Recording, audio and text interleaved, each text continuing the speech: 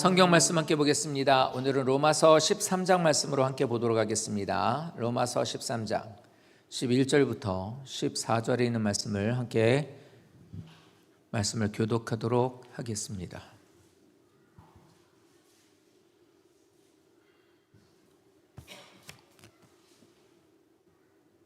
한 절씩 함께 교독합니다. 또한 너희가 이 시기를 알거니와 자다가 깰 때가 벌써 되었으니 이는 이제 우리의 구원이 처음 믿을 때보다 가까웠음이라.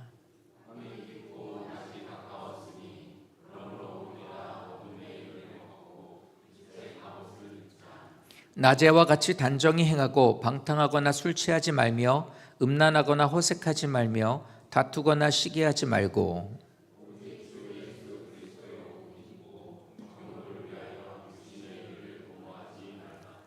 아멘. 자, 오늘은 로마서 13장 말씀으로 함께 말씀을 나누도록 하겠습니다. 제목은 옷에 대한 것으로 했지만 옷에 대한 것으로 이제 제목을 이제 시작을 하지만 오늘 우리들이 처음 보는 이 11절에 있는 말씀은 때에 대해서 말씀하고 있습니다. 먼저 시간에 대해서 하나님 우리에게 말씀하고 있는데요. 자다가 우리가 너희가 이 시기를 알거니와 이렇게 말합니다. 우리들의 인생의 시간의 길이는 아무도 몰라요. 우리 인생의 길이는 아무도 알 수 없지만 이 시간을 알 수 없는 이 시간에 대한 것을 우리는 우리의 의지와 계획대로 우리 또 이것을 할 수가 없습니다. 그죠? 그 누구도 내 인생의 시간의 길이는 아무도 몰라요. 그리고 이 시간에 대한 길이를 알 수 없는 우리들이 아무리 계획하고 우리가 이 시간에 대한 것을 우리 것이라고 생각해도 우리 것이 아닌 것을 우리는 다 압니다. 그 얘기를 하고 있는 거예요. 이 시간의 주인은 하나님이에요. 철저하게 시간의 주인 되시는 하나님의 주권으로 이 모든 것을 이루어가게 됩니다. 그래서 우리들이 생각하는 것과는 전혀 상관없이 하나님은 하나님의 정하신 바대로 그 모든 것들을 이루어 가신다는 거예요. 그래서 너희들이 이 모든 시간에 대한 것이 누가 시작을 했고 이것의 주권자가 너희들은 알지 않느냐. 우리는 이제 이걸 알고 있다. 이제 이 얘기를 하죠. 이 시간이 흘러간다라는 것은 이제 말씀에도 나오겠지만 시간이 간다라는 것은 주님께로 가는 시간이 가까워져 온다는 거예요. 하루를 산다라는 것은 하루만큼의 시간이 주님께로 더 가까이 가고 있다는 말이잖아요. 우리가 그런 삶을 살고 있는 거예요. 하나님은 반드시 그 누구도 예외 없이 그 시간이 하나님께로 가게 된다는 겁니다. 반드시 온다는 거예요. 반드시. 그러니까 이것을 인식하고 있다면, 이것을 주권자가 하나님이신 것을 기억하고 인정하는 사람이라면 그 시간을 어떻게 맞을지 준비하는 삶을 살아야 된다라고 우리에게 말하고 있어요. 그러니까 성도님들, 우리들의 인생에 대한 것은 반드시 하나님 손에 있습니다. 우리는 언제가 될지 모르지만 하나님은 우리에 대한 시간을 정해 놓으셨어요. 근데 언제인지 모른다고 막연하게 멀었겠지가 아니라 그 시간 동안에 우리들은 그것을 어떻게 그럼 살아야 되지? 나는 그 시간을 어떻게 맞을까? 이 생각을 하고 살아야 된다는 거예요. 하나님이 시간의 주권자인 것을 인정하는 성도라면. 세상 사람들은 시간의 주권이 하나님이라고 생각하지 않아요. 그래서 모두 다 운이고 자기가 그 모든 것들을 개척해야 된다고 생각을 하지만 그렇지 않잖아요. 깰 때가 되었다라고 말하는 것이 바로 그겁니다. 하나님이 정하신 시간이 있다는 거, 그리고 반드시 온다는 거 기억해 주십시오. 이 시간은 반드시 오게 돼 있어요. 그리고 그때를 하나님은 다 우리 각자에게 다 정해놨어요. 모두 전체적인 것으로는 예수님이 재림하시는 그때가 정하신 시간이겠지만 그때가 이르기 전에 만약에 우리가 먼저 이 세상을 떠나게 되는 시간이 먼저 오게 되거든요. 그 시간도, 우리가 세상을 떠나게 되는 시간도 다 정해져 있어요. 그러면 언제일까를 궁금해하거나 이것이 막연하게 더 오래 지속되었으면 길었으면 하고 하는 생각을 갖기보다 어떻게 살아야 되지? 어떻게 나는 이 시간들을 통하여서 곧 맞게 되는 그 시간에 주님을 맞을 수 있을까라는 생각을 해야 된다는 겁니다. 그러니까 성도님들, 믿음이 있는 사람과 믿음이 없는 사람의 차이가 바로 그거예요. 믿음이 있는 사람이라는 것은 정하신 시간이 있고 반드시 그때가 온다라는 것을 알아서 주어져 있는 그 시간을 더 의미 있고 아름답고 가치 있게 살아가는 것이고요. 믿음이 없는 사람은 하나님의 존재를 부정하고 부인하고 모르거나 알려고 하지 않는 사람들은요, 그 시간을 자기 것으로 채우려고 하는 삶을 살 수밖에 없는 거예요. 그러니까 누구를 어떤 모습을 통해 믿음이 있다 없다를 말할 수는 없으나 우리들이 내게 주어져 있는 이 시간을 어떤 것으로 무엇으로 채우느냐에 따라서 스스로가 그것을 알 수 있다는 겁니다. 그러니까 우리는 가치 있는 삶을 살아야 돼요. 주님이 부르시는 그때, 주님께서 오라 해서 주님 앞에 서게 되는 그때의 아름다운 모습으로서 주님 우리가 서기 위해서는 준비하고 예배하는 삶을 살아야 된다는 겁니다. 근데 그걸 못하게 하는 게 있어요. 그것에 문제가 일어나고 문제를 일으키는 게 있습니다. 그게 뭐냐면 잠이에요. 잠. 말씀에 나오는 첫 번째 줄 보시면 자다가 깰 때가 벌써 되었다라고 말하고 있죠. 예배 시간에 자면 안 돼요. 이 말하는 잠이 그 잠이 아니라 영적인 잠입니다. 그래서 하나님이 정하신 날 주님께로 가까워지고 있는데도 불구하고 여전히 영적인 깊은 잠에 빠져 있는 사람들이 있다는 거예요. 많다는 거예요. 영적으로 깊이 잠들어 있는 사람들이 많기 때문에 지금 이 말씀을 우리들에게 주는 거예요. 영적인 잠은 주님의 날을 맞을 수가 없게 만드는 겁니다. 단순히 그냥 꼬박꼬박 졸거나 자는 것을 말하는 게 아니라, 그냥 예배 시간에 그냥 그렇게 보내고 있다라는 것을 말하는 게 아니라, 그냥 새벽기도 하는 데서 잠이 많아서 새벽기도를 잘 못해요 라고 하는 그런 의미를 말하는 것이 아니라, 영적으로 잠에 빠지게 되면, 깊은 잠에 빠지게 되게 되면 주님의 날을 맞을 수가 없어요. 잠에서 깨어나야 새로운 날을 시작할 수 있는데, 자, 우리 일상으로 보시죠. 하루의 시작은 다 24시간이 주어져 있지만 하루의 시작은 모두가 다 틀려요. 새벽 기도하는 사람은 새벽 기도 시간도 다 틀리죠. 4시에 일어나는 사람이 있고 4시 반에 일어나는 사람도 있고, 새벽 기도하지 않는 사람들은 출근이 9시면은 8시에 일어나는 사람도 있고 7시 반도 있고. 이게 뭐냐면 하루의 시작은 다 틀리다는 거예요. 하루의 시작은 다 틀리지만 중요한 것은 영적인 잠에 빠져버리고 못 일어나면은 그 사람에게는 새로운 날이 없는 거예요. 없는 거예요. 그래서 잠에서 깨나야만 새로운 날이 시작되는 것처럼 영적인 잠에서 깨어나야 새로운 날이 시작된다는 겁니다. 예를 들어 볼까요? 이스라엘 백성들이 애굽에서 나오게 되었던, 출애굽했었던 때가 7월이었습니다. 7월이에요. 우리로 보면 더운 여름이잖아요. 1년의 중간 정도 되는 때에 이 사람들은 출애굽을 하게 돼요.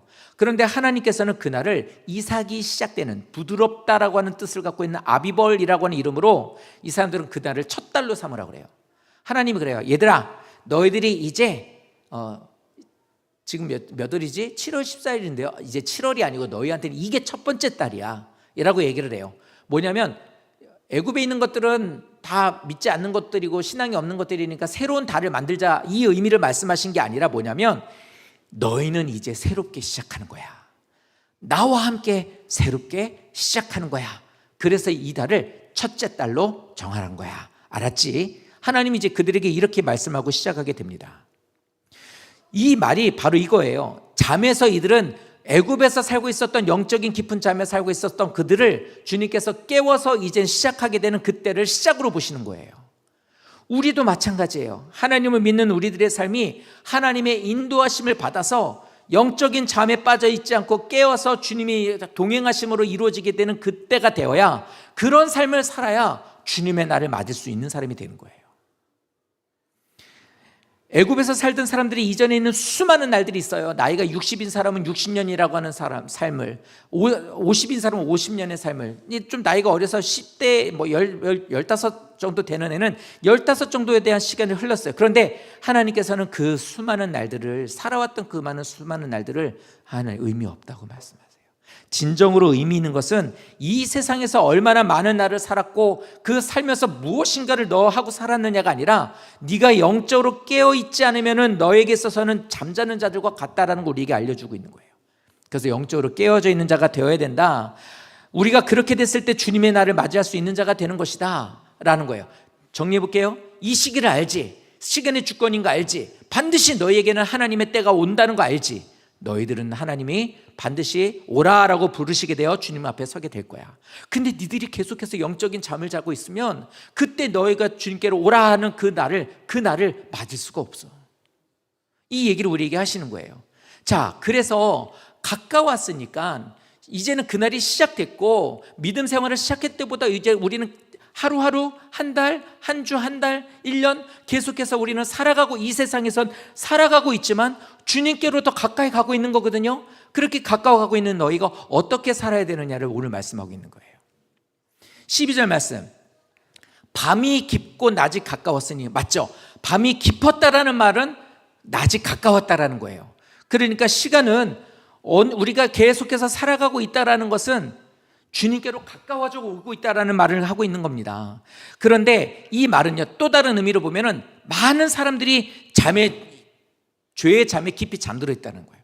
많은 사람들이 죄의 깊은 잠에 빠져 있기 때문에 주님이 가까이 왔다라는 것에 대한 것을 알아야 된다라는 것을 우리에게 지금 알려주고 있는 거예요. 주의 날이 가까이 오고 있어요. 죄의 깊은 잠에 언제까지 그렇게 자고 있을 거예요. 이렇게 말씀하고 있는 거예요. 그래서 열 처녀 비유를 보면 신랑을 맞기 위해서 깨어있던 5처녀, 기름을 준비하고 있었던 5처녀는 그거였어요. 밤이 깊어가네. 계속해서 이렇게 이제 주인이, 신랑이 언제 오실지 모르겠지만 이제 오늘 안 왔어, 어제 안 왔으니까 오늘도 지금 아직까지는 안 왔지만 그만큼 이제 오는 시간이 또 줄어든 거 아니에요, 어제보다는. 그러니까 나는 예배해야 돼, 나는 준비해야 돼, 이렇게 생각하는 거예요. 기다리고 준비하는 자가 되어야 돼요. 언제 오실지는 모르지만 오시더라도 후회함이 없어야 되지 않겠습니까? 예수를 믿는 사람이고 그의 날이 반드시 찾아오게 된다고 하는데 우리가 제일 두려워하는 게 뭐예요? 후회함으로 그날 맞는 거 아니에요? 두렵잖아요. 그렇게 되지 않기 위해선 오늘 이 말씀처럼 날이 가까웠다라는 것을 깨닫고 기다리고 준비하는 자가 되라. 주님을 맞을 수 있도록 너희들은 준비하고 후회 없는 삶을 살아야만 한다, 이 얘기를 하고 있어요. 어떻게 해요? 우리에게 얘기를 합니다. 벗을 건 벗고 입을 건 입어야 해 라고 얘기를 합니다. 근데 먼저 말하고 있는 것이 벗는 걸 먼저 말하고 있어요. 왜요? 입을 것을 입어야 되기 위해선 입고 있었던 것을 벗어버려야 하기 때문이에요. 그래서 벗는 것을 말씀하고 있어요. 우리들이 벗어버려야 되는 것들을 말해요. 저 벗는 것은 뭐냐면 똘똘 말아서 다시는 쳐다보지 않는 것으로 떨쳐버리고 제거해야 하는 걸 말하는 거예요. 근데 뭡니까 그게? 어둠의 일이래요. 어둠의 일이라는 것은 떨쳐버리고 제거해야 된대요. 깊이 숨겨놓거나 다시는 안 할 거예요, 걱정하지 마세요라고 어디에다가 깊은 데가 자물쇠를 챙겨놓고 뭘 한다 해도 안 된대요. 그거는 버려야 된대, 제거시켜야 된대요. 그게 저기서 말하는 벗어버림이에요. 벗을 것에 대한 것을 말하고 있는데 어둠의 일이라는 건 뭐냐면 어둠 속에서만 할 수 있는 일이에요. 어둠 속에서만. 누군가가 보거나 낮에 드러난 상태에서 누가 보았을 때, 그렇게 됐을 때는 부끄럽게 여겨지게 되는 게 바로 저 어둠의 일입니다.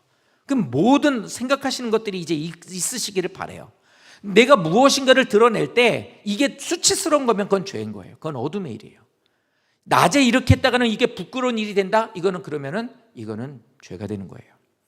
그래서 이런 것들이 드러나는 것에 있어서 부끄러운 일들로 인하여 성도들이 이게 별로 안 좋더라, 이렇게 하는 게 별로 좀 예의가 아닌 것 같아, 이렇게 말하는 게 아니라 어둠의 일이 쌓이게 되고 저것이 결국 뭘 만들게 되냐면 성도가 멸망하게 만들거든요. 성도가 멸망에 이르게 하기 때문에 저것에 관한 어둠의 일에 관한 것은 떨쳐버리고 제거하고 너희들하고는 완전히 영영 결별을 시켜버리는 것으로 만들어야 되는 거야 라고 말하고 있는 겁니다. 반대로 말하는 게 뭐냐면 빛의 갑옷이에요. 빛의 갑옷이라고 말하는 빛이란 성결한 삶이에요. 하나님 나라를 소망하면서 나는 구원받는 사람이에요, 난 하나님 나라의 백성이에요 라고 믿는 성도라면 그 삶이 주님이 우리에게 제시하신 그 길을 걷게 돼 있어요. 성경이 우리에게 말씀하시는 그 길을 따라가는 것이 바로 빛을 따라가는 자, 성결한 삶을 사는 자, 구원에 이르는 자란 말이에요. 이게 없는 사람은 성결함이 없고 주님이 기뻐하시는 그 일들이 없어서 주님을 따라가는 나를 통하여서 너는 정말 예수를 따라가려고 힘쓰는구나 라는 것에 대한 것의 증거가 나타나지 않는다면 그건 착각하고 있는 거죠. 그러니까 나는 빛의 갑옷을 입으라고 그래요. 그러니까 빛이라는 것이 바로 예수님을, 진리를, 성결한 삶을 말하는 거거든요. 그러니까 천국을 이루는 사람은요, 내가 지금부터 차곡차곡 잘해서 천국을 가는 게 아니라 천국을 가는 사람이 차곡차곡 쌓아가는 거예요. 그날을 준비하고 예비하는 사람은요, 우리들이 그 주님을 만나기를 후회 없이 하는 사람은 지금부터 이걸 쌓아나가는 거예요.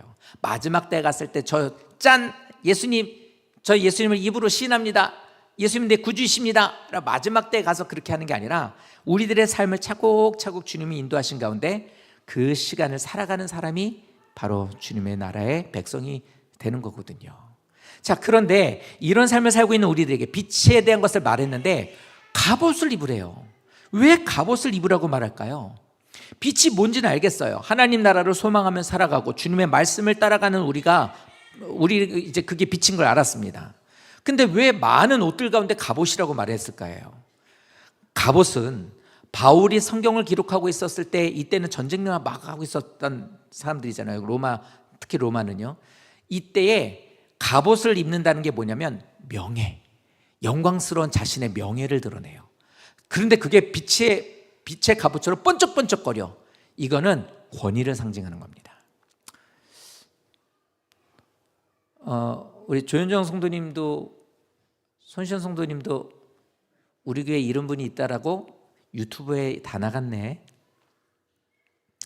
두 분, 이진 성도님 오늘 안 오시죠? 세 분 경찰이시거든요. 네, 경찰이에요. 네, 유튜브로 다 우리 교회 경찰 있다 이제 나갔어요.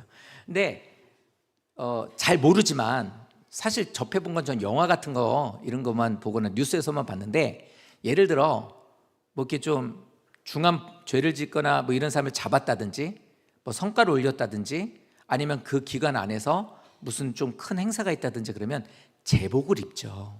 제복을 입는데 그 사람이 만약에 어떤 성과를 올려가지고 훈장을 받았다면 훈장을 달고 나가요. 훈장이 달려져 있는 제복을 입고 가요. 맞죠? 아닌가요?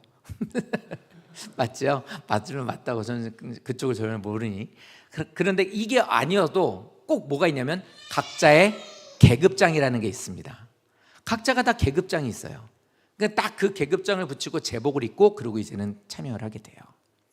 그 모습을 보고, 더군다나 훈장이 있거나 그 사람이 직급이 올라가는 거라면 그 제복이, 그 사람에게 달려있는 훈장이나 계급은 그 사람의 명예를 보여주고 있는 거예요. 그리고 그만큼 직급이 올라가는 건 그 사람의 권위를 상징하는 거고요. 우리가 빛의 갑옷을 입으라는 이 말씀은 바로 그걸 뜻하는 겁니다. 우리가 주님의 인도하신 가운데 믿음으로 사는 자가 됐다면, 성도님들이 그렇게 믿음으로 살게 되면 우리들이 하나님 인도하신 가운데서 주의 권위를 입은 자로서, 하나님의 인도하신 가운데 영광을 받은 자로서의 모습을 살라는 거예요. 우리의 신분이 이런 자라는 걸 알려주는 거예요. 너희들은 낮에 사는, 너희들은 낮에 가까웠고 주님의 자녀로 구원받은 삶을 사는 자들이지 않니? 그렇다면 이런 삶을 사는 것, 너희들은 이런 존재라는 걸 꼭 기억해라. 너희들은 그래서 그것에 걸맞는 자의 삶을 사는 거야. 주님을 따라가는 자로서. 그러니까 너희들 예수 믿는 것을 부끄러워하거나 아무것도 아닌 것으로 여기지 말고 그 길을 걷는 너희가 훗날에 주님께서 만나게 되고 주님께서 부르시게 되는 그때에 너희들은 이러한 영광스러운 모습으로 선다라는 것을 꼭 기억하기를 바래. 우리에게 이렇게 알려줘요. 또 하나는 뭐냐면, 어둠의 일을 벗기 위해선 어둠의 일은 계속해서 성도님들을 엄습합니다. 계속 어둠 가운데로 끌고 가요. 속에서 내 마음속에 소리가 들려지기도 하고, 겉으로도 물리적으로도 그런 일이 이루어지기도 하고, 억울한 일을 당하여서도 그런 일을 자꾸 우리는 하게 하고, 어둠의 일은 계속해서 우리들을 장악하려고 합니다. 근데 그것을 대적해서 싸우는 의미로 말하는 것이 갑옷이에요. 다시 말하면 우리들의 매일매일의 그 모든 주님께로 가까이 가는 그 삶은 영적 전쟁을 하고 있다는 거예요. 그래서 그 전쟁을 승리하는 자가 되기 위해선 늘 갑옷을 입고 있는 군사와 같이 믿음으로써 싸워야 되는 거예요. 하나님 인도하신 가운데 더욱더 주님이 기뻐하시는 모습을 가지고 말씀 가운데서 우리가 살아가는 이 땅은 전쟁터이므로 말씀을 힘입어 무장하고, 자꾸만 죄로 인하여서 아니면 적군이 들어와서 나의 것을 훔쳐가거나 나를 장악하지 않게 하기 위해서 경계도 쓰고 훈련도 하고 그 말씀으로 인하여서 물리칠 수 있도록 싸우기도 하고, 그런 믿음의 사람이 되라고 우리에게 말씀하고 있는 겁니다. 신분을 얘기하고 있는 거예요. 자, 13절에 이렇게 얘기합니다. 그런 신분을 갖고 있는 사람의 일상의 삶을 어떻게 살아야 되느냐? 이렇게 말합니다. 낮에와 같이 단정하게 행하라고. 낮에와 같이 단정하게 행하라고 하시는 말씀은 이거예요. 밝은 시간대에는요, 밝은 시간대, 그러니까 새벽기도 끝나고 딱 집에 갈 때 되면 사람들 막 차 엄청 많아요. 그리고 이제 차를 세우고 집에 들어갈 때 되면 막 사람들 왔다 갔다 해요. 찾을 데가 없어가지고 가끔은 이렇게 좀 앉아있을 때가 있어요. 차 안에 앉아있다 보면은 막 거기에서 막 학생, 젊은 사람, 뭐 자전거 타고 가는 사람, 귀에다 뭐 꽂고 가는 사람, 수많은 사람들이 막 이제 자기의 일터로 이제 갑니다. 학교 가고. 그러니까 이렇게 되는 그 시간대에, 밝을 때는 많은 사람들이 다니잖아. 다니는 그때에 너도 그 사람들과 함께 하고 있을 때 너의 모습이 성결함과 거룩함으로써 그들에게 보여질 수 있어야 돼. 단정히 행한다라는 것의 첫 번째 의미는 너희들이 걸맞는 삶을 살아야 된다는 거예요. 너희들이 빛의 자녀라 많은 사람들이 그렇게 나다니고 있을 때, 많은 사람들이 함께하고 있을 때 너는 하나님을 믿는 신분을 갖고 있으므로 걸맞는 삶을 사는 자가 되어야 돼 라고 우리에게 말씀하는 거. 두 번째, 이런 것에 있어서 우리가 이렇게 있을 때는 하나님도 나를 보고 계시다는 거예요. 그렇기 때문에 하나님이 기뻐하시는, 사람들에게만 보이기 위해서 예쁘게 보이고 멋있는 옷을 입고 아니면 그것에 있어서 뭔가 규칙을 따르는 거, 사람들은 우리나라 되게 대단하다고 그래요. 막 이제 막 가면 커피숍 같은 데 가면 핸드폰이고 지갑이고 노트북이고 다 두고 다녀도 막 그러니까. 어디 가서 얼마 전에 제가 주유를 하고 카드를 그냥 놓고 왔어요. 그래도 제 카드를 쓰는 사람이 없어요. 우리나라 되게 좋은 나라라고 얘기하죠. 사실은 그건 걸리면은 불이익이 크니까 안 건드리는 거예요. 왜냐면 CCTV가 너무 많으니까 돈 한번 잘못 주웠다가 떨어져 있는 지갑 잘못 주웠다가, 저희도 한번 그런 일이 있었거든요. 친척 중에 한 분이 주워서 그대로 가져왔더니 그 안에 돈이 있었는데 이러는 거예요. 근데 어떻게 합니까? CCTV를 다 봤으니까. 그래서 그 오해가 풀리기는 했는데 무서운 세상이에요. 사람들이 보기에 어떻게 살아야 된다는 것은 얼마든지 우리들은 그것을 형식은 갖출 수가 있어요. 근데 중요한 것, 하나님도 우리를 보세요. 그렇기 때문에 낮에와 같이 단정히 행한다라는 것의 두 번째 의미는 하나님 보시기에 합당한 삶을 살아야 해요. 빛의 자녀라고 우리가 교회를 다니고 신앙생활을 하고 있고 빛의 갑옷을 입고 성결한 삶을 살아간다고 하는 우리는, 하나님 나라의 백성이라고는 우리는 반드시 일상생활의 삶 속에 그렇게 사셔야 돼요. 사람들 보기에도 거룩하고 성결함으로 넌 예수 믿는 사람이 맞구나, 넌 주님을 따르려고 힘쓰는 사람이 맞구나 라는 걸 보여주고 하나님 보시기에도 합당한 삶을 살아야 된다는 겁니다. 자, 그런데 이 단정함, 우리들이 행하고 살아야 되는 것에 대한 것을 방해하는 게 있어요.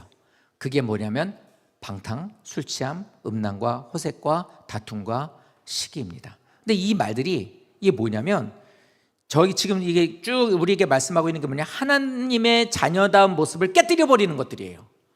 그러니까 방탕과 술 취함은 같은 말이에요. 이게 뭐냐면 술 먹기 위해서 이렇게 앉아요.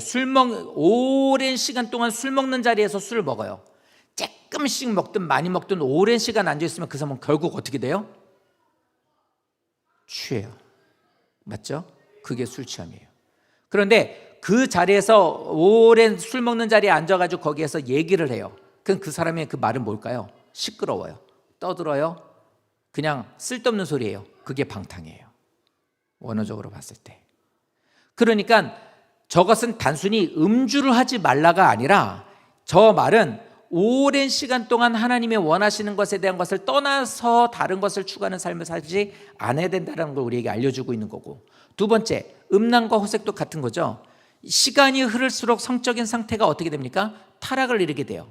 그래서 음란함에 대한 것들을 즐겨하게 되거나 그것에 대한 것에 몰두하게 돼, 이제 설명하겠지만 계속해서 그것에 대한 것들을 좀 더 우리가 계속해서 추구하고 더 확장해 나가게 되면 호색이 되는 거예요.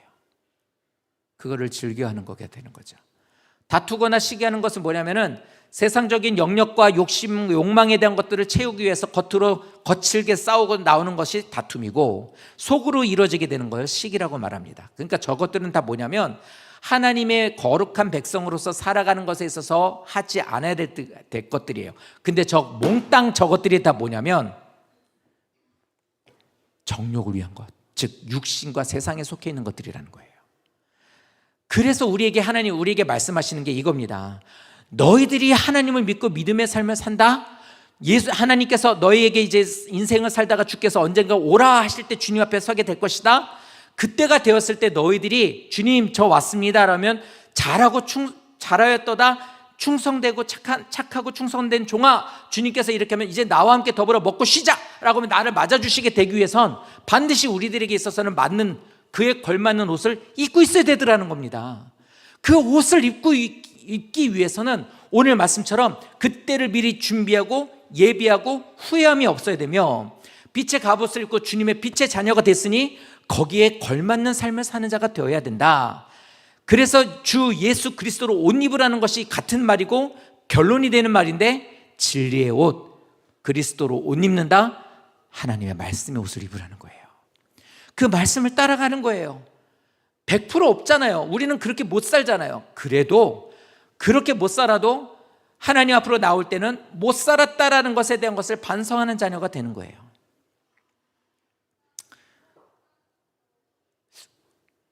우리 아이들이 믿음 안에서 사는데 그래요.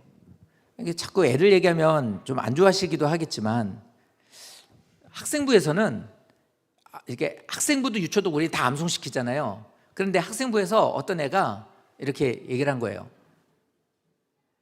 금요일 밤 12시까지 보내야 된다. 이게 우리 법이거든요. 근데 얘가 1시 반에 보냈어요. 새벽 1시 반에. 그러고서 그래요. 목사님 외운 걸로 해주세요. 안 될까요? 이렇게 이제 온 거예요. 어쨌든 외웠잖아요. 근데 약속이니까 주보에다가 거기다 이렇게 색칠해 주거든요. 진한 색으로 파란색으로 하는데 걔는 하늘색으로 표시를 해놨어요. 그리고 문자에다 이렇게 보냈어요. 10월 첫째 주니까 나머지 있는 세 주를 네가 약속을 잘 지키면 요 하늘색은 암송한 걸로 인정해 줄게. 근데 만약에 또 한 번 이런 일이 있으면 그 하늘색은 안 해온 걸로 되는 거야. 감사합니다. 그렇게 주한이가 얘기를 하더라고요. 이 말을 들으시면 어떠세요? 못됐네, 약속도 안 지키고 게으르네, 못됐네 이러십니까? 이 자리에 계시면 아마 그렇게 말할 사람 없을 거예요. 좀 귀엽지 않나요? 그거 보고 피식 웃어요. 피식 웃고 이제 이렇게 보냈어요. 그러니까 목적은 외웠다 못 외웠다, 넌 됐다 안 됐다, 시간 지켰다 안 지켰다가 아니라 말씀을 좀 가까이 하는 삶을 살아라, 이게 목적이거든요. 하나님도 마찬가지예요. 완성적인 인생을 살려고 말하는 게 아니라 주님 좀 실수했는데 죄송해요, 좀 안 될까요? 한 번만 눈 감아주세요 주님, 앙탈이라도 이렇게 좀 부려본다면 하나님은 그러실 겁니다. 한 번만 봐줄게, 이렇게. 그냥 한 번만 봐준다, 엄중한 목소리, 한 번만 봐줘, 이렇게도 안 하실 거예요. 한 번 봐줄게, 아마 이러시겠죠. 귀여울 거예요. 근데 이제 이게 익숙해져가지고 눈치 보면서 계속 그러면 웃어 터지겠지만, 부족하고 연약함에 때 난 왜 안 되지? 성도님은 어떠신지 모르겠는데 그러거든요. 저도 그래요. 왜 안 되지? 또 그 다음날 새벽 가면 왜 이렇게 못하지? 왜 이렇게 제대로 하나님 말씀대로 못 살지? 하나님 오늘은 정말 주의 은혜 가운데 오늘 말씀대로면 성결하게 살도록 하겠습니다, 이랬는데 막 술 취하고 방탕하고 이렇게 살아요. 왜 이랬지? 그 다음날 가서 주님 죄송해요, 용서해 주세요, 이렇게 하죠. 저는 강대상하고 위에 사이가 가깝기 때문에 앉으면 벽이 바로 앞이라 계속 벽에다가 딱딱하게 참 머리를 이렇게 쪼면서 하거든요. 왜 이러지? 막 이렇게. 근데 이렇게 하면서 자꾸 바꿔나가려고 하면 마음에 그게 느껴지고 또 분명 그러실 거예요. 내가 그 아이를 보며 그렇게 느끼는 것처럼 하나님 우리에게 분명 그러실 거예요. 그러니 그리스도로 옷 입는다는 것은 새겨주신 말씀을 자꾸만 따라가려고 힘쓰는 거예요. 가다가 잠깐만 이거는 돌발적인 상황이네, 이럴 때는 어떻게 해야 되지? 하고 또 때로는 그것 때문에 혈기도 내고 실수도 하고 부정을 저지르기도 하지만 주님 제가 이랬습니다 라고 돌아오고, 다시는 그것이 내 것이 되지 않도록 또다시 그거 쳐다도 안 보려고 또 노력해보고, 막 이렇게 믿음으로 나가는 그 모습을 통해 하나님 우리에게 말하는 게 그리스도로 옷 입는다고 말해요. 근데 반대가 되는 게 있습니다. 이게 뭐냐면 이 말이 이거예요. 정욕을 위해서 육신의 일을 도모하지 말라라는 이 말은, 우리들이 정욕에 사로잡혀서 이번 달은 내가 뭐하고 살까? 내가 이걸 통해서 어떻게 하면 내가 이걸 더 채울 수 있을까? 내가 어떻게 하면 내가 이 시간을 딱 지내서 더 누리고 살 수 있을까? 라고 하면서 그것에 몰두하여 그것에 대한 것을 우리들이 계속 탐닉하지 말라는 거예요. 정욕에 대한 것을 계속해서, 그러니까 어떻게 되냐면 처음에는 시험 보다가 잘 모르면 옆에 있는 애 걸 슬쩍 이렇게 눈 돌렸더니 보여가지고 썼어. 근데 얘가 이제 그것이 맞들리니까 어떻게 해요? 공부를 그렇게 많이 하지 않아도 나에게서 그런 방법으로 하면은 성적을 올릴 수 있다 생각을 하니까, 그러니까 더 어떻게 교묘하게 이렇게 쳐다보려고 하겠죠. 근데 잘 안 보여요. 그럼 어떻게 합니까? 싫으면 말아. 내가 알아서 하지. 그럼 이제 그때부터는 컨닝 페이퍼를 만들어서 보고하는 거예요. 옳지 않은 것으로 인해서 그 방법이 어떻게 합니까? 계속 교묘하게 바뀌어지잖아요. 보이스피싱 같은 거 봐요. 아주 손 하나 까딱 안 하면서 일도 안 하고서 다른 사람의 열심을 내가지고 번 돈을 갈취해가는 사람들의 그 방법들을 보십시오. 시간이 흐를수록 교묘해지잖아요. 그게 저기서 말하는 도모예요. 도모. 정욕을 위해서 하나님을 떠난 다른 것들을 하는데 실수해서 쿵 하고 부딪혔다. 아이고 주여 죄송합니다. 내가 이랬네요. 쿵 했으면은 안 하려고 노력하는 것으로 돌아서야 되는데 쿵 하다 보니까 이게 재밌는 거예요. 좋은 거예요. 짜릿한 거예요. 그러니까 이것을 어떻게 해요? 더 이 울림이 커지도록, 더 많은 것으로 더 즐거워지도록, 짜릿해지도록 그것에 대해서 더 열심을 내는 거, 그것을 더 이루려고 하는 거, 더 쌓으려고 하는 거, 이런 거 하지 말라는 거예요. 그리스도를 옷 입는 사람에게 있어서 이렇게 되게 되면 오히려 하나님이 원하시는 것으로 인해서 우리들은 오히려 그리스도를 옷 입고 말씀을 따라가는 것이 되게 힘들고 거친 일이 돼요. 사랑하는 성도 여러분, 우리는요, 내가 입고 있는 그 옷이 가치가 없다고 느껴지지 않으면 절대 벗지 않습니다. 우리들이 하고 있는 그 일이 믿음의 눈으로서 그리스도를 옷 입고 성결로서 빛 가운데 거하는 사람이 됐을 때 세상과 정욕에 대한 것들을 보았을 땐 그게 더럽고 악한 것이고 내가 왜 저렇게 살았을까라는 것이 된 건 정말로 큰 은혜예요. 그런데 많은 사람들은 주님과 함께 동행하는 삶을 살지 않으면서 정욕에 대한 것들로 인해서 눈이 어두워 죽고 영적인 잠에 깊이 빠져 있어가지고 잠에 취해 있어 버리면 어떻게 되냐면 그렇게 세상 사는 것을 즐거워한단 말이에요. 그러면 그 옷을 벗지 않아요. 쾌락과 정욕을 추구하는 사람, 학벌이라는 것에 옷을 입는 것으로 자기를 높이는 사람, 아니면 자신에게서 명예나 아니면 재력에 대한 것으로 인해서 자기를 모으는 사람, 마치 공작새가 자기 날개를 쫙 펴고 흔들면서 나 멋있지 라고 하면서 공작새가 자기의 날개를 보이면서 자기의 어떤 그것을 아름다움을 표현하는 것처럼 세상에 있는 것을 통해서 자기 아름다움에 대한 것을 드러내려고 하는 인생의 최고의 목적을 이렇게 삼는 사람, 이것이 바로 정욕을 위해서 육신의 일을 도모하는 사람들의 그게 끝이에요. 끝판왕이 되는 거예요. 그것에 성도님들, 그래서 믿음이 들어가지 않으면, 그리스도의 옷을 입지 않으면, 하나님으로 인해서 언젠가 주님을 만날 것에 대한 확신이 없는 사람이라면 그렇게 공작새와 같이 세상에 있는 보여지는 것으로 만족하며 살게 돼요. 근데 그렇게 되면 반드시 후회돼요. 와요. 그날은 일부의 사람들만 오는 거 아니에요. 반드시 오게 돼 있어요. 언제인지는 알 수 없잖아요. 언제인지 알 수 없는 건 뭡니까? 예비함이에요. 예비함. 그러니까 우리는 오늘을 사는 우리는 이것에 대해서 나 자신을 돌아보고 예비함이 있어야 되고, 그런 나 자신에게 그리스도로 옷 입히고 말씀의 옷을 계속 입혀나가는 우리가 되어야 돼요. 지금 입고 있는 옷이 무가치한 것인지, 정말 주님이 기뻐하시는 옷인지 아닌지, 이것에 대한 것을 우리들이 보셔야 돼요. 그래서 아닌 것이라면 벗어 던지셔야 되는 거예요.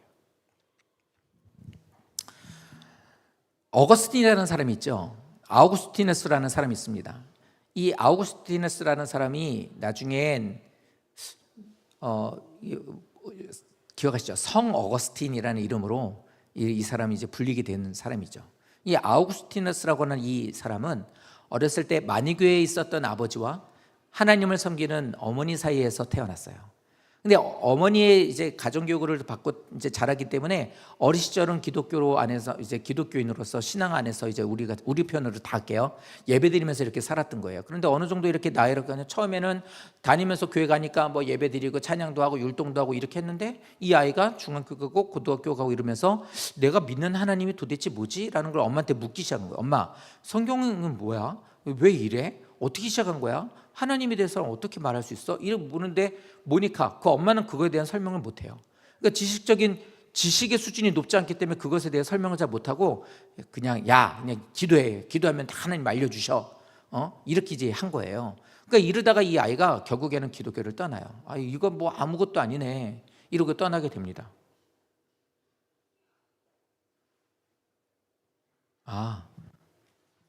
사무실에 누가 있나 봐요. 사무실에서 키보드 누르면 학생들이 있는 것 같은데 축도할까요? 바로 축도로 넘어가 버렸네. 저 안 건드렸는데. 자, 그래서 이렇게 살다가 이 아이가 철학을 공부하게 됩니다. 그래서 철학에 빠지게 돼요. 그래서 철학에 빠지면서 철학을 계속 심취해서 철학 공부를 하다가 아빠가 믿고 있었던 만이교라는 것에 들어가게 돼요.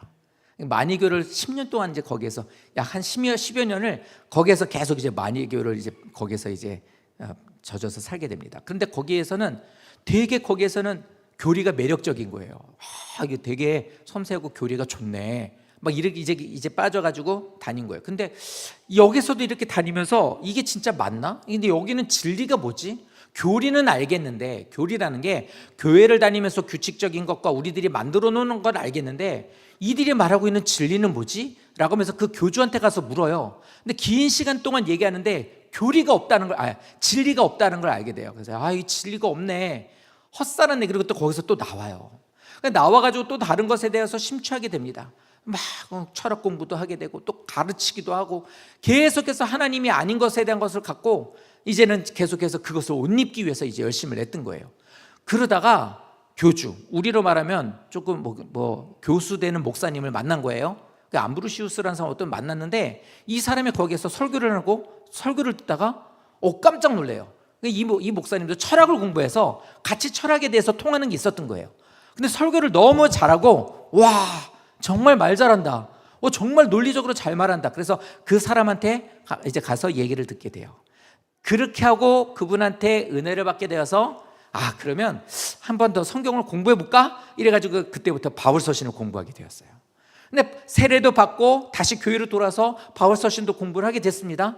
교인이 되기는 했는데 바울서신을 통해서 보니까 그리스도로 옷 입는 것에 대한 옷 입는 것 4개에 있어서 예수를 믿어야 되고 하나님으로 구원받아야 되고 확신이 있어야 되고 알겠는데 도대체 이게 어떻게 된 건지, 내가 입고 있는 이 옷이 내 현재 모습이 맞는 건지 아니면 다른 게 맞는 건지를 모르겠다는 거예요. 그래서 그것 때문에 계속 이제 울면서 기도를 해요. 하나님, 나도 진리를 알고 싶습니다. 우리 표현으로 한다고 그랬죠? 교회 다니는 의미를 알고 싶습니다. 맨날 교회만 가서 앉아있고 듣기는 하는데 모르겠습니다. 근데 그것을 알고는 싶습니다. 도와주십시오. 이렇게 살면 안 되는 거 아는데 도대체 나는 어떻게 되는 겁니까? 주님 나라 가는 데 있어서 내가 이렇게 사는 게 맞는 겁니까? 주님께서 나를 이제 오라 해서 내가 죽게 될 때, 내가 주님 앞에 섰을 때 후회함이 없고 정말 내가 주님 나라 들어갈 수 있는 모습이 내게 있는 게 맞습니까? 이렇게 기도를 했다. 이거 치자고요. 우리 표현으로 하자고 그랬으니까 막 이렇게 기도하고 있는데, 여기서 이제 막 기도했는데 애들 저기 밖에서 막 이제 밥 먹고 나서 좀 놀아요. 근데 저것처럼 애들이 거기서 막 놀면서 노래를 하는 거예요. 놀면서 막 애들이 이제 거기서 노래를 하는데 뭐라고 이제 노래 소리가 들리는데 뭐라고 거기서 말하냐면 집어들고 읽어라, 집어들고 읽어라, 집어서 읽어라, 그러니까 뭐냐고 이거죠. 집어서 읽어라, 갖고 있는 것을 들고서 읽어라. 이게 계속 애들이 노래를 하는데 그 소리가 들리는 거예요. 그래가지고 그러니까 자기 앞에 있는 성경책을 펼쳐서 읽으라는 걸로 이 사람 들은 거예요. 그래서 그걸 딱 펼쳤는데 나온 게 로마서 13장 13절 14절 말씀이었던 거예요. 그리스도로 옷 입으라. 정욕을 위해 도모하지 말고. 그 말씀을 듣고 말씀으로 옷 입는다는 것은 내가 지금까지 추구했었고 살려고 하는 방법으로서 나는 진리를 깨달으려고 했었던 그 모든 것에 대한 이 헌옷을 이제는 벗어버리고, 허망한 것을 벗어버리고 그리스도의 말씀을 갖고 나는 새 옷을 입어야 되는 것이 내게 주신 말씀이구나라는 걸 깨닫고, 그러고서 이 사람이 거기서 결심을 하게 돼요. 그래서 이 사람은 하나님의 말씀을 가장 잘 따르고 믿음 가운데 살았던 사람 중에 한 사람으로 기록이 됩니다. 사랑하는 성도 여러분들, 절대 오늘 말씀을 통해 잊지 마셔야 되는 것은요, 우리는 매일매일을 사는 우리들은 주님의 날을 계속 하루씩 가까이 가고 있다는 거예요. 근데 그 날이 앞으로 향후 언제인지 몰라요. 아무도 알 수 없잖아요.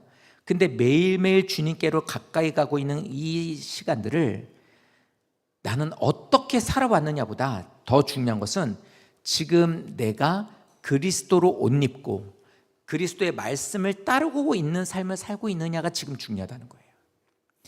생명이 있는 동안 우리는 수도 없이 계속해서 어둠의 옷에 대한 것을 우리는 계속 접하게 됩니다. 누구든 간에. 그렇기 때문에 그 어둠에 대한 것에 대한 것이 계속 우리에게 올 땐 그리스도로 옷을 내가 먼저 입고 있기 때문에 뭔가를 자꾸 입히려고 하면 그걸 안 입으려고 하면 되는 거예요. 그런데 이게 반대가 돼서 어둠의 옷을 입고 있는데 그리스도의 옷을 입으라는 말을 아무리 들어도 내가 그것에 대한 가치를 못 느끼고 이 입고 있는 옷에 대한 것으로 가치를 입고 있다면 평생을 살면서 이 사람은 허망함 가운데 살 수밖에 없다는 거예요. 그래서 언젠가 주님이 만나시는 그때가 됐을 때 주님을 기쁨으로 만나고 후회 없이 만나고 칭찬받는 삶이 되기 위해선 현재 내가 지금 추구하고 입고 있고 내가 즐겨하고 있는 것이 그리스도의 옷인지 정욕의 옷인지 어둠의 옷인지 아니면 나로 살게 하신 단호하게 그리고 담대하게 나로 이렇게 단정하게 살고 있는 옷인지 삶인지를 돌아보셔야 된다는 거예요. 그래서 오늘 이 말씀은 믿음 생활을 잘하고 계신 분들도 새기셔야 돼요. 이건 누구도 예외 없으니까. 하지만 교회에 오셔서 초신자로 믿음 생활하는 데 있어서 계속해서 11월 이제 10월이잖아요. 어떻게 보면 10월까지 살면서 우리는 참 많이 흔들렸을 거예요. 그렇게 흔들림 가운데 있는 성도라면 오늘 이 말씀을 꼭 마음에 새겨주시기를 부탁드립니다. 이 말씀이 바로 당신을 위해서 성도를 위한 말씀이기 때문이에요. 부탁드리겠습니다. 그리고 우리가 서로 권면합시다. 그리스도의 옷을 입읍시다. 말씀의 옷을 입고 우리의 시간에 어떻게 행해야 할지를 분별하면서 우리는 준비하는 삶을 반드시 살아야 돼요. 그렇게 살다가 주님을 만나게 되는 그때가 되면 우리는 주님 앞에 떳떳하게 나갈 수 있겠죠. 딱 주님 만나면 먼저 아이고 이렇게 되지 않고 딱 되면 주님 이렇게 될 수 있는 사람이 되는 것이 바로 주님의 옷을 입는 사람의 모습입니다. 그래서 영원한 생명으로 하나님께서 주시는 은총을 누리며 믿음 가운데서 그때로 우리는 소망하며 그걸 한번 그려보세요. 주님 만났을 때 나에게 그렇게 하실 것을 그러면서 그것을 꿈꾸며 오늘을 사는 우리 모든 성도들이 생명으로 인도하는 그리스도의 옷을 입고 오늘을 사시기를, 빛의 갑옷을 입고 더욱더 하나님 인도하신 가운데 단정함으로 주님과 함께 동행하며 나아가시기를, 자꾸만 성도들을 엄습하고 자꾸 못 살게 하고 자꾸만 분별하지 못하게 만드는 그 어둠의 옷에 대한 것을 주님께 맡기고 이길 수 있게 해달라고, 분별할 수 있게 해달라고 늘 기도만 하고 나아가십시오. 그럼 도우실 거예요. 왜냐하면 주님이 성도님을 사랑하시기 때문입니다. 기도하겠습니다. 사랑의 하나님, 오늘 우리에게 또 이렇게 하루하루 주님께로 가까이 가고 있는 우리에게 우리가 잘 가고 있는지를 돌아볼 수 있고, 그리고 또 잘 오라고 우리에게 이렇게 말씀을 주셔서 감사합니다.